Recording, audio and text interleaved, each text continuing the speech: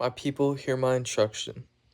Listen to what I say. I will declare wise things. I will speak mysteries from the past, things we have heard and known that our fathers have passed down to us. We must not hide them from their children, but must tell a future generation the praises of the Lord, his might and the wonderful works he has performed.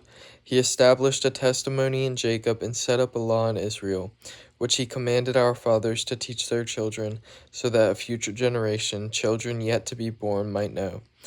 They were to rise and tell their children, so that they might put their confidence in God and not forget God's work, but keep his commands.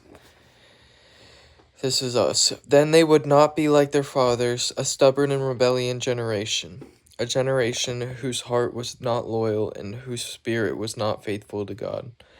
The Ephraimite archers turned back on the day of battle. They did not keep God's covenant and refused to live by his law. They forgot what he had done, the wonderful works he had shown them. He worked wonders in the sight of their fathers in the land of Egypt, the region of Zoan. He split the sea and brought them across. The water stood firm like a wall. He led them with a cloud by day and with a fiery light throughout the night. He split rocks in the wilderness and gave them drink as abundant as the depths. He brought streams out of the stone and made water flow down like rivers.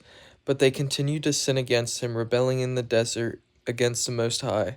They deliberately tested God, demanding the food they craved. They spoke against God, saying, Is God able to provide food in the wilderness? Look, he struck the rock and water gushed out. Torrents overflowed. But can he also provide bread or furnish meat for his people? Therefore the Lord heard and became furious.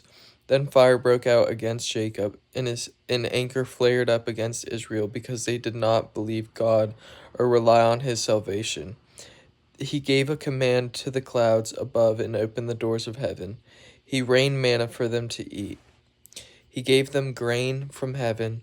People ate the bread of angels. He sent them an abundant supply of food. He made the east wind blow in the skies and drove the south wind by his might. He rained meat on them like dust, and winged birds like the sand of the seas. He made them fall in his camp, all around his tent. They ate and were completely satisfied, for he gave them what they craved.